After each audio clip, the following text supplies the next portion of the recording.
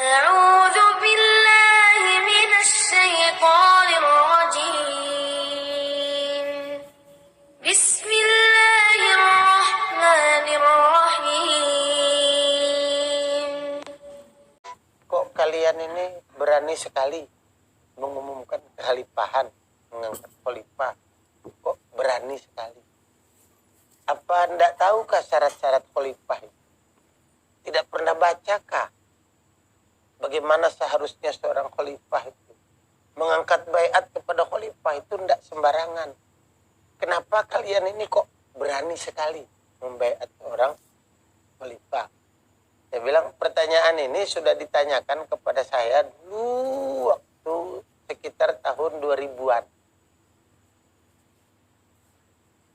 Tahun 2000 itu sekitar berapa tahun yang lalu? Sudah 20 tahun yang lalu. Dulu masih jauh lebih tidak ada apa-apanya kekhalifahan yang kita umumkan itu dibanding sekarang. Sekarang sudah kelihatan perwakilannya dari ujung Aceh sampai Papua sana sudah ada perwakilannya.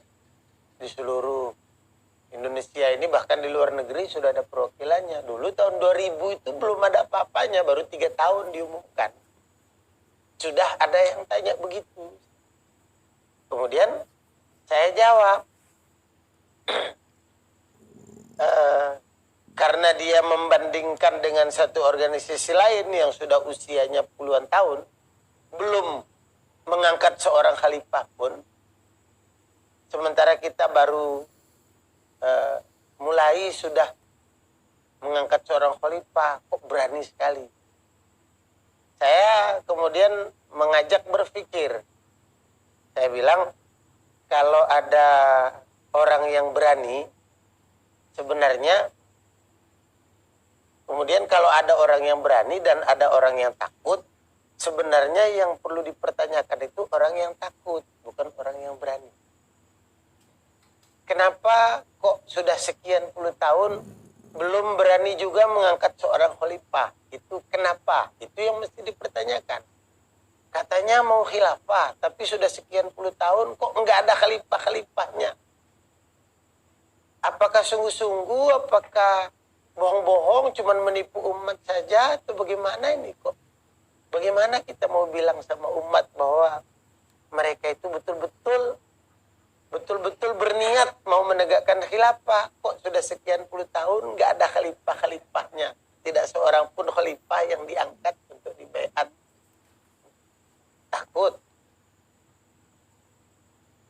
Oh ya, kita khawatir karena begini, karena begitu. Nah, sebenarnya yang takut, yang khawatir itu yang perlu kita pertanyakan. Kalau yang berani itu saya bilang orang biasanya berani itu karena benar.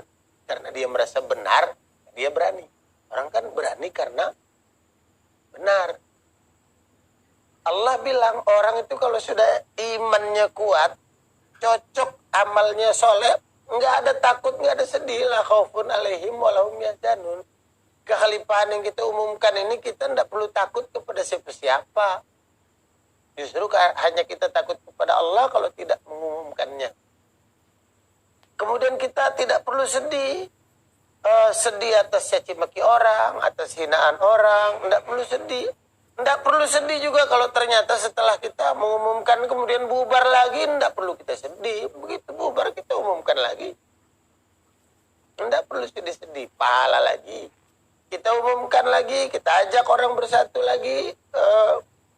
Ditakdirkan Allah untuk hancur lagi, kita ajak lagi orang bersatu, kita ulang lagi, dapat pahala lagi. Karena kita mau dapat pahala kan, maka semua tindakan yang benar itu insya Allah dapat pahala. Begitu juga kita dalam struktural jamaah ini, semua aktivitas kita berharap untuk dapat pahala saja. Tidak ada yang kita pikir-pikirkan lain-lain. Oh, ini kita harus bersatu supaya kita kuat. Enggak, supaya kita dapat pahala bersatu. Mau kuat, mau tidak kuat nanti sudah. Oh, ini Islam ini ditindas, ini kita harus bersatu untuk bangkit. Kita bersatu itu Allah perintah. Mau Islam ini ditindas, mau tidak ditindas, bersatu itu tetap wajib. Bukan karena Islam ditindas maka kita wajib bersatu.